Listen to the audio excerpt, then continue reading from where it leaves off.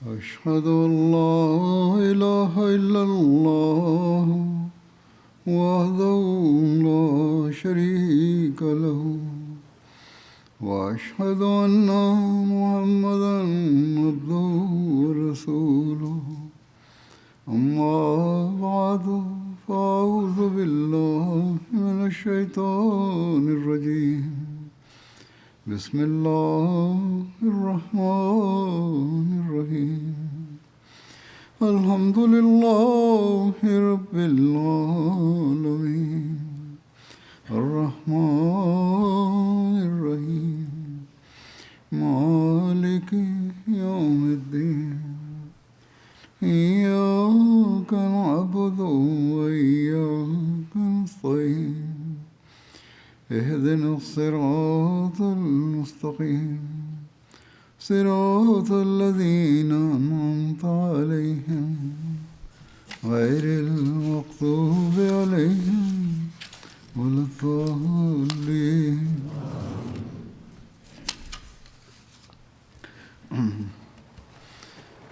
آج میں نے عید کا خطبہ بھی دیا ہے،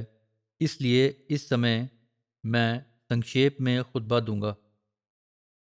اس کے لیے میں نے حضرت اقدس مسیح موعود علیہ السلام کا ایک ادھرن لیا ہے جس کی اور ہمیں ہمیشہ دھیان دینا چاہیے۔ آپ فرماتے ہیں کہ مومن کے دنیا کے ساتھ جتنے ادھک سمبندھ ہوتے ہیں وہ اس کے اونچے درجوں کا کارن بنتے ہیں، کیونکہ اس کا لکش دین ہوتا ہے۔ دنیا کے سمبندھ بھی اس لیے اچھے اور ویاپک ہوتے ہیں کہ ان کا ادیشیہ دین ہو، ارتھات دنیا کے جو سمبندھ ہیں ان کا ادیشیہ ہی دین ہونا چاہیے۔ یہی مومن کی پہچان ہے، اور دنیا کا مال اور سمان دین کا سیوک ہوتا ہے۔ اس لیے مول بات یہ ہے کہ دنیا سوئم لکش نہ بنے، بلکہ دنیا کو پانے میں اصلی ادیشیہ دین ہی ہونا چاہیے۔ دنیا بھی کماؤ تو ادیشیہ یہ ہونا چاہیے کہ ہمارا دین بہتر ہو اور ہم دین کی سیوا کریں۔ اگر دنیا کمانی ہے تو دین کی بھلائی کے لیے کمانی چاہیے، نہ کہ غلط کام کر کے اپنی دنیا اور آخرت کو بگاڑنے کے لیے، بلکہ اپنی آخرت کو سنوارنے اور اپنے دین کو بہتر بنانے کے لیے ہمیں دنیا کمانی چاہیے۔ اور فرمایا کہ دنیا کو اس طرح حاصل کرو کہ وہ دین کی سیوک بن جائے، جیسے کوئی ویکتی ایک جگہ سے دوسری جگہ جانے کے لیے یاترا میں سواری اور سامان ساتھ لیتا ہے تو اس کا اصلی ادیشیہ منزل تک پہنچنا ہوتا ہے، نہ کہ سواری یا راستے کی چیزیں۔ یہ ساری چیزیں کیول یاترا کو آسان بنانے کے لیے ہوتی ہیں، تاکہ سفر آرام سے پورا ہو جائے اور ہم اپنی منزل تک پہنچ جائیں، نہ کہ ہم راستے میں ہی انہی چیزوں میں مگن ہو جائیں۔ اسی طرح انسان کو دنیا کو حاصل کرنا چاہیے، لیکن دین کا سیوک سمجھ کر۔ اللہ تعالیٰ نے یہ دعا سکھائی ہے، ربنا آتنا فی الدنیا حسنۃ وفی الآخرۃ حسنۃ وقنا عذاب النار، ارتھات اے اللہ ہمیں دنیا کی بھلائی بھی دے اور آخرت کی بھلائی بھی دے اور ہمیں آگ کے عذاب سے بچا۔ آپ فرماتے ہیں کہ اس دنیا میں بھی دنیا کو پہلے رکھا گیا ہے، لیکن کون سی دنیا؟ وہ دنیا جو آخرت کی بھلائی کا کارن بن جائے،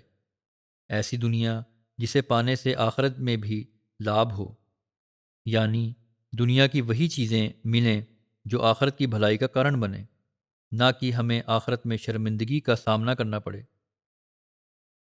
یعنی دنیا کی وہی چیزیں ملیں جو آخرت کی بھلائی کا کارن بنے، نہ کہ ہمیں آخرت میں شرمندگی کا سامنا کرنا پڑے، کیونکہ اگر انسان کیول دنیا میں ہی ڈوب جائے گا تو انت میں اسے شرمندگی ہی اٹھانی پڑے گی۔ آپ فرماتے ہیں کہ اس دنیا سے صاف سمجھ آتا ہے کہ مومن کو دنیا پانے میں آخرت کی بھلائی کا دھیان رکھنا چاہیے، ساتھ ہی حسنۃ الدنیا کے شبد میں دنیا کو پانے کے سبھی اچھے اور اچت سادھنوں کا بھی الیکھ آ جاتا ہے جنہیں ایک مومن کو اپنانا چاہیے۔ دنیا کو ایسے طریقوں سے حاصل کرو جن میں کیول بھلائی اور اچھائی ہو، نہ کہ ایسے طریقے جن سے کسی دوسرے انسان کو تکلیف پہنچے یا جس سے سماج میں شرمندگی ہو۔ ایسی دنیا نشچت روپ سے آخرت کی بھلائی کا کارن بنے گی۔ ایسی دنیا کماؤ جس سے نہ کیول تمہیں لابھ ہو بلکہ پوری مانوتا کو بھی لابھ پہنچے، اور ایسے کام نہ کرو جو تمہارے لیے، تمہارے پریوار کے لیے یا تمہارے قریبی لوگوں کے لیے شرم کا کارن بنے، بلکہ تمہاری زندگی صاف ستھری ہو، نیکی اور تقوی پر آدھارت ہو۔ جب ایسی زندگی ہوگی اور تم ایسی دنیا کمانے کے لیے اپنا جیون لگاؤ گے تو وہ تمہیں دنیا اور آخرت دونوں میں بھلائی دے گی۔ اس لیے آج جب دنیا عام طور پر اپنے سوارتھ اور لابھ میں الجھی ہوئی ہے، جہاں ہر کوئی اپنے نجی ہت کو پراتھمکتا دیتا ہے، اگر ہم قوموں کو دیکھیں تو وہ کیول اپنے لوگوں کی چنتا کرتی ہیں، مانوتا کی نہیں، اور اسی کارن وہ اپنی بربادی کا سامان تیار کر رہی ہیں۔ ایسے حالات میں ہمیں اللہ تعالیٰ سے دنیا اور آخرت دونوں کی بھلائی مانگنے کی اور وشیش دھیان دینا چاہیے۔ ہمیں اس اور بہت ادھک دھیان دینے کی ضرورت ہے تاکہ ہم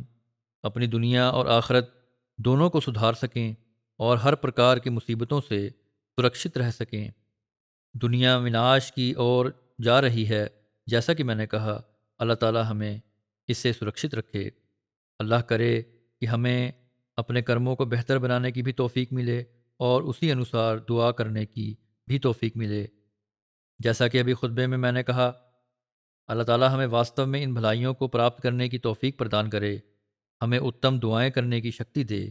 اور انہیں سویکار بھی کرے۔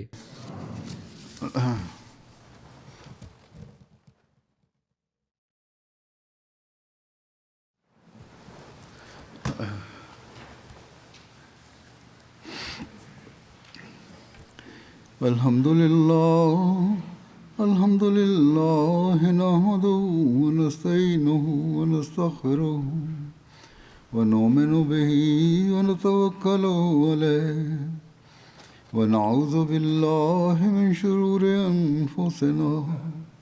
ومن سيئات أعمالنا من يهده الله فلا مضل له ومن يضلل فلا هادي له ونشهد أن لا إله إلا الله ونشهد أن محمدا عبده ورسوله عباد الله رحمكم الله إن الله يأمر بالعدل والإحسان وإيتاء ذي القربى وينهى عن الفحشاء والمنكر والبغي يعظكم لعلكم تذكرون اذكروا الله يذكركم وادعوه يستجب لكم ولذكر الله أكبر